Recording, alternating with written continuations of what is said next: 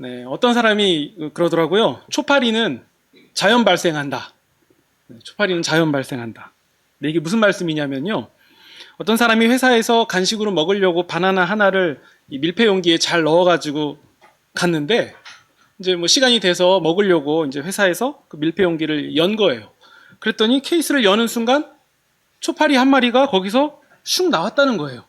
그러니까 자기는 바나나만 넣었는데 초파리가 나온 걸 보니까 초파리는 그냥 자연 발생한다 라고 우스갯소리로 얘기한 거예요. 그러니까 진짜 자연 발생하는 건 아니죠. 뭐 바나나 껍질에 뭐 초파리가 알을 깠었다거나 아니면 뭐 초파리가 붙어 있었던 바나나를 처음부터 넣었다거나 뭐 이런 변수가 있었으니까 그렇게 된 거 아니겠습니까? 네.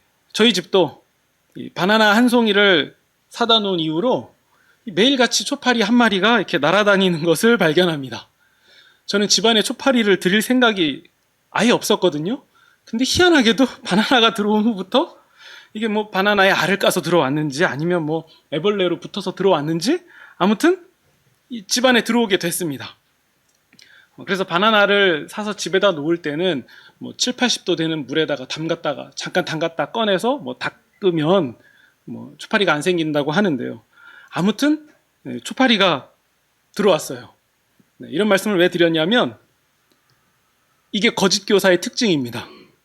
원치 않았는데 이 바나나에 붙어서 가만히 잠입하는 것처럼 거짓 교사들도 처음에는 가만히 교회에 잠입을 했다가 나중에는 그 본 모습을 드러냅니다. 바울 사도도 이 갈라디아서에서 이런 얘기를 합니다.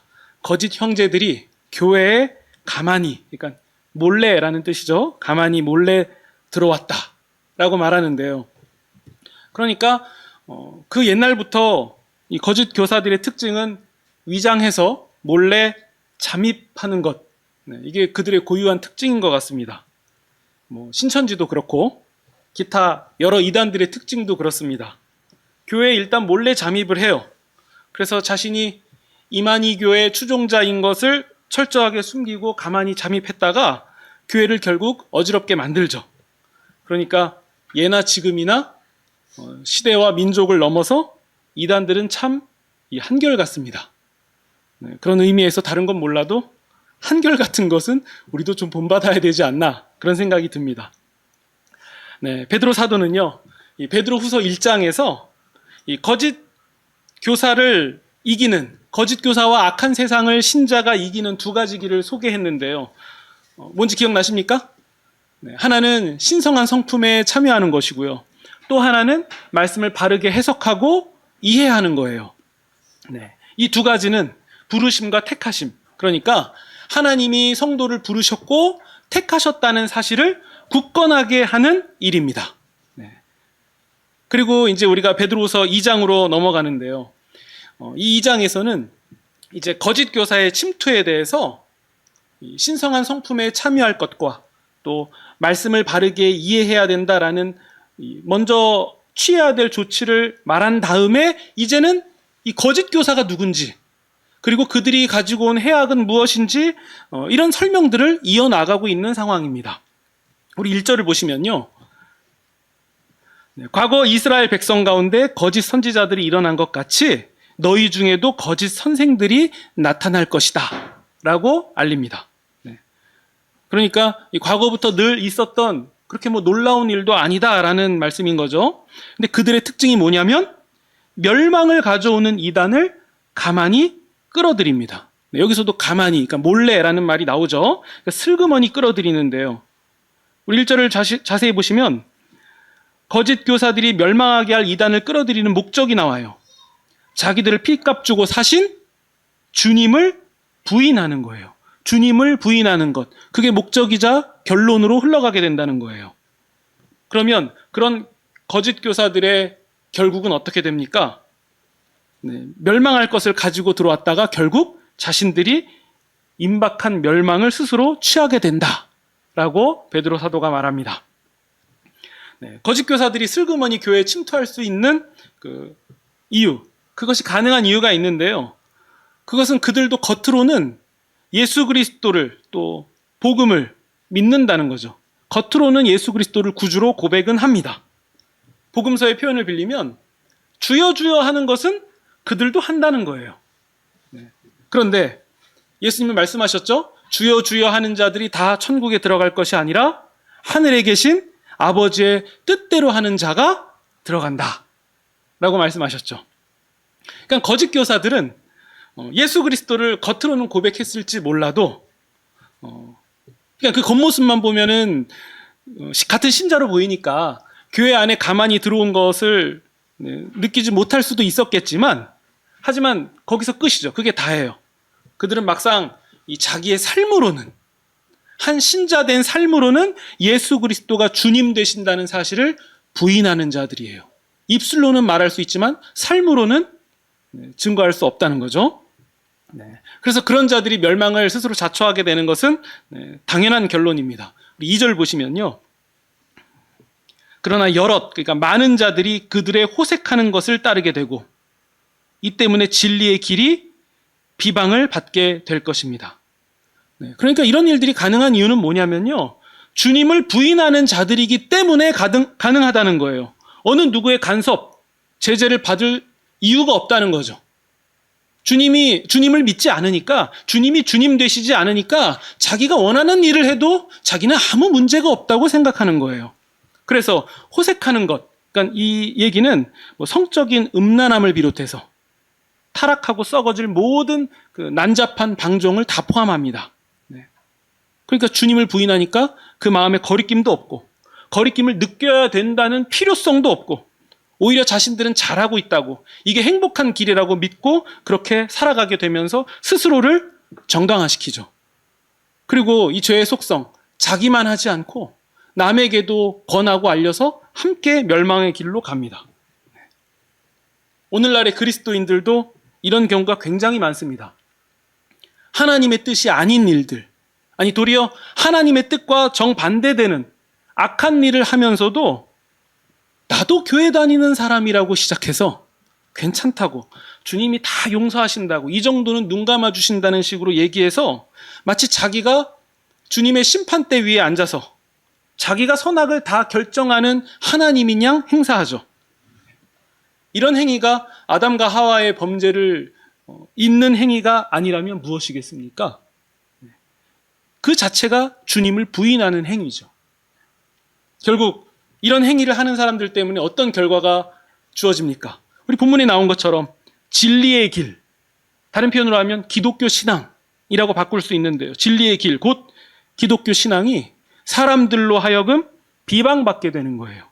예수 믿는 사람들이 저런다고, 교회의 모양이 저런 식이라고, 저게 교회라고, 예수 믿는 사람들이 저런다고 이렇게 비방받게 만든다는 거죠.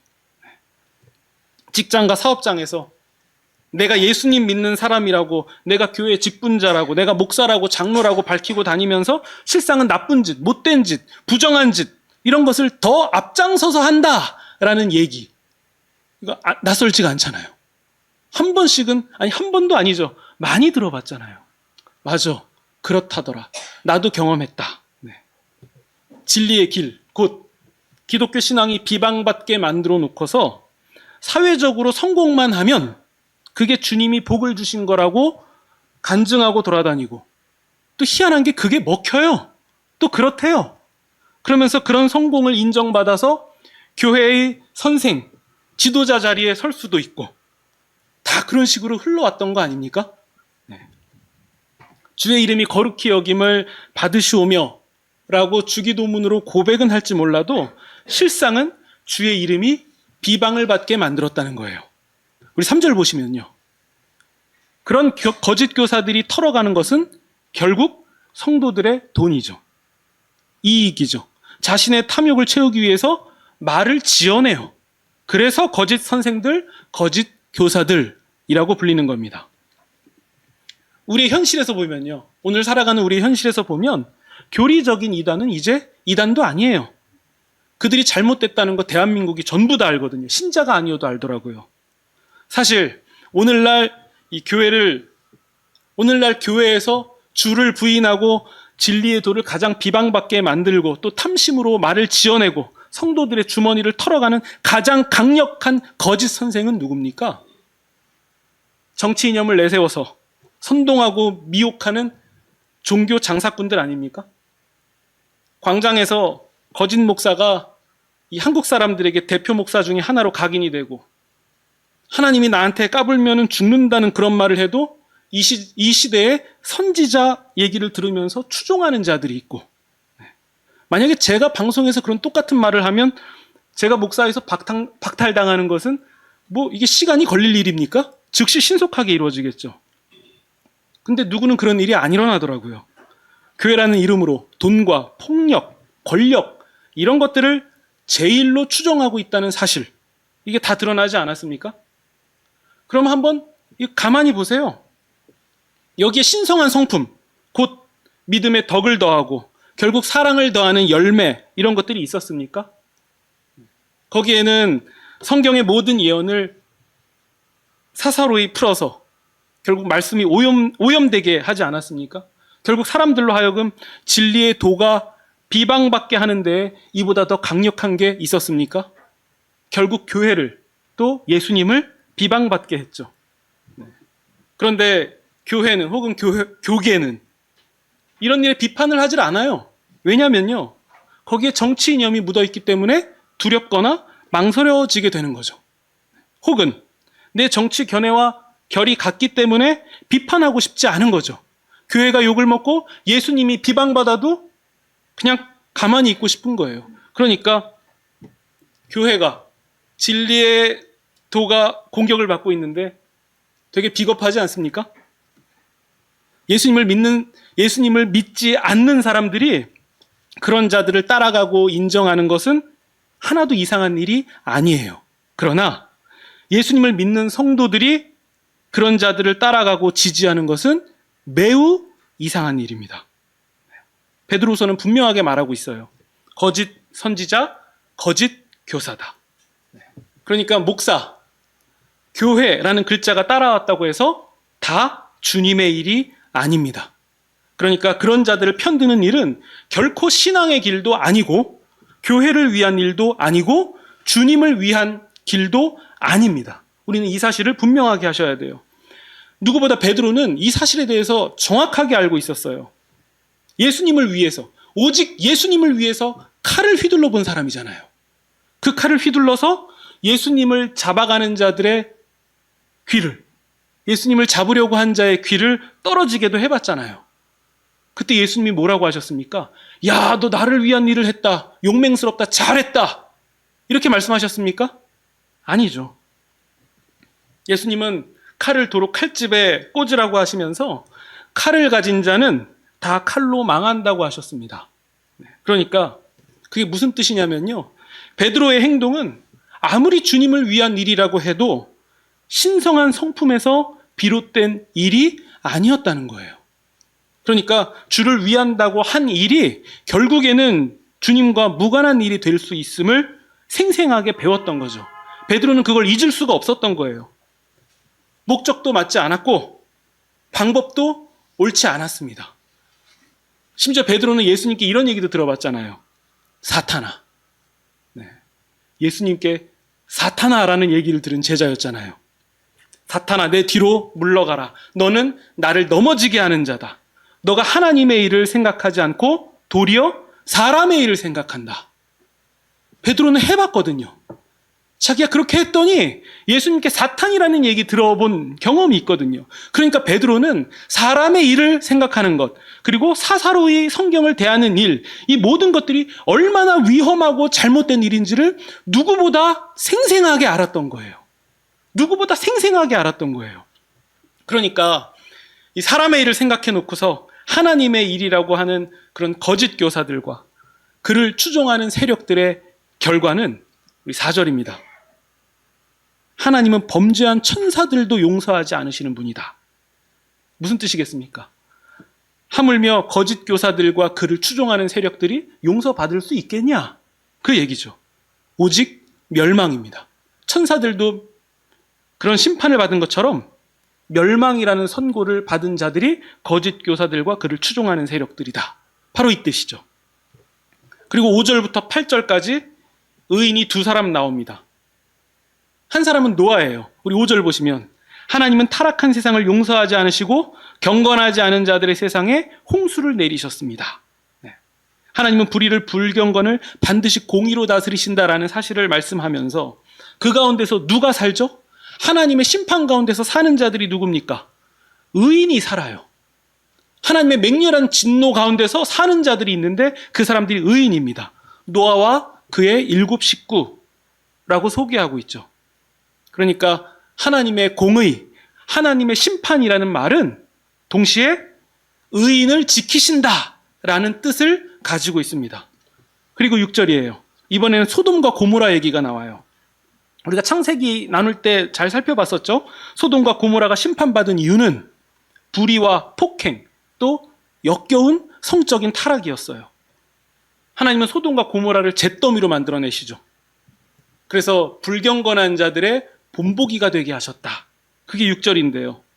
근데 이때도 하나님의 이런 진노가 부어질 때에 하나님은 누구를 구출해내십니까? 의로운 롯을 구출해내십니다.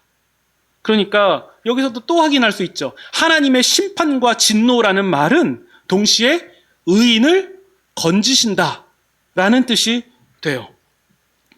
근데 여기에요. 조금 이상한 점이 있습니다. 그것은요. 하나님의 명령대로 이 방주를 지어서 그래서 홍수를 피한 노아가 의인이라는 사실. 우리는 이것은 잘 알고 있죠. 창세기에서도 이렇게 소개합니다. 노아는 의인이요 당대의 완전한 자라. 그가 하나님과 동행하였다. 그러니까 우리는 노아가 의인이라는 사실은 너무도 잘 알아요. 그런데 우리가 창세기를 다 나눈 상황이잖아요. 창세기에서 롯이 한 일은 뭡니까? 이게 애매해요. 롯? 우리가 방금 여기 베드로가 롯이 의인이라고 해서 슬쩍 넘어가니까 롯도 의인인가 보다 이렇게 생각하는데 우리가 막상 창세기를 나눌 때에는 롯을 주목한 일은 별로 없었잖아요. 롯이 뭘 했죠? 마치 이삭처럼 아버지가 아브라함이고 아들이 야곱이니까 그 사이에 껴서 이렇게 많이 언급돼서 우리가 잘 아는 것처럼 롯도, 롯도라고 하니까 이상하네요. 네, 롯도 이게 아브라함하고 같이 다니다 보니까 같이 언급이 돼서 우리가 잘 아는 거지 롯이 어떠한 일을 했거나 큰 공적을 세워서 우리가 잘 아는 것은 아니잖아요. 그렇죠? 그러니까 뭔가 굵직한 게 없는 사람이에요. 그런데도 베드로후서에서 베드로 사도는 롯을 의로운 사람이라고 말하고 있습니다. 그 이유가 뭘까요? 롯이 왜 의로운 사람일까요? 그 이유가 7절, 8절에서 발견됩니다. 7절. 무법한 자들의 음란한 행실로 말미암아 고통당했다. 여러분, 롯이 왜 고통을 당합니까? 주변에서 눈에 보여지는, 귀에 들리는 무법한 자들의 음란한 행실 때문이에요. 8절 보시면요. 괄호 안의 내용은 더 자세히 말하고 있죠. 이 의인 롯이 소돔과 고모라라는 타락한 중에 살면서 날마다 저 불법한 행실을 보고 들음으로 그의 의로운 심령에 고통을 느끼고 있었다. 네. 그럼 이제 롯이 왜 의인인지 우리가 좀 감이 올 것 같지 않습니까? 그런 음란한 행실들, 그런 타락함을 보면서 아팠다는 거예요. 의인이 아니라면 같이 동참하면서 즐거워했을 거예요. 죄로부터 오는 낙을 기뻐하고 있었을 거예요. 근데 롯은 의인이었기 때문에 그걸 보고 아프다는 걸 아는 거예요. 아프다는 것을 느끼는 거예요. 그렇다면 우리가 의인을 이렇게 정리 내리면 어떨까요? 소돔과 고모라 같은 뒤틀린 세상에서 그런 세상을 바라보면서 의로운 심령이 상하는 자. 그 사람이 의인이라는 거죠. 그러니까 큰 방주를 만들어서 주목할 만한 공을 세우고 큰 일을 한 사람도 당연히 의인인데 롯처럼 썩고 더럽고 시드는 세상 가운데 살면서 그 세상을 바라보고 탄식하고 아파하는 사람도 우리 주님이 보실 때에는 의인이다. 우리가 이 사실을 놓치면 안 된다는 거예요. 그냥 롯처럼 그냥 시대 속에서 주목할 만한 것을 만들어내지 않으면 의인이 아니다라는 생각이 틀렸다는 거예요. 우리 베드로후서 본문을 가만히 보세요. 노아가 의인이라는 사실은요 되게 짧게 언급해요. 근데 롯이 의인이라는 것은 되게 길게 설명하고 있지 않습니까? 그러니까 베드로후서에서 이 롯이라는 인물을 주목하고 있다는 것은 확실하죠. 물론 롯이 노아보다 더 의인이다 이 얘기는 아닙니다.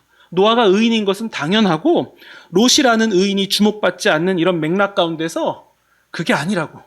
그 세상 가운데서 아파하고 또 눈물을 흘리는 그런 탄식하는 자도 굉장히 훌륭한 의인이라는 사실을 지금 말하고 있는 거죠. 노아 못지않은 훌륭한 의인이라는 사실을 말하고 있는 겁니다. 그렇다면 롯과 같이 이 세상에 대해서 탄식하고 아파하는 이 일을 의인의 출발점에 서 있다라고 이해하시는 것은 어떻겠습니까? 그러니까 하나님은 이 의인이라는 출발점에 서 있는 그 사람도 악한 세상에서 건져내시는 분이라는 사실이에요.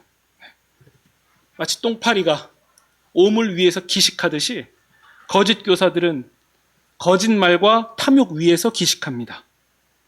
그들이 아무리 주님을 믿는다고 주여 주여 했을지라도 우리가 주의 이름으로 선지자 노릇도 하고 귀신도 쫓아내고 많은 권능을 행했다고 했을지 모르지만 주님의 대답은 단호합니다. 내가 그런 너희를 도무지 알지 못한다. 이 불법을 행하는 자들아, 내게서 떠나라. 그러니까 여러분 신기한 일이 일어나고 놀라운 소식들이 들려도 정확하게 분별하셔야 돼요. 주여 주여 하면서 그러한 놀라운 일들을 해도 주님은 단호하게 말씀하세요. 내게서 떠나라. 이 불법을 행하는 자들아.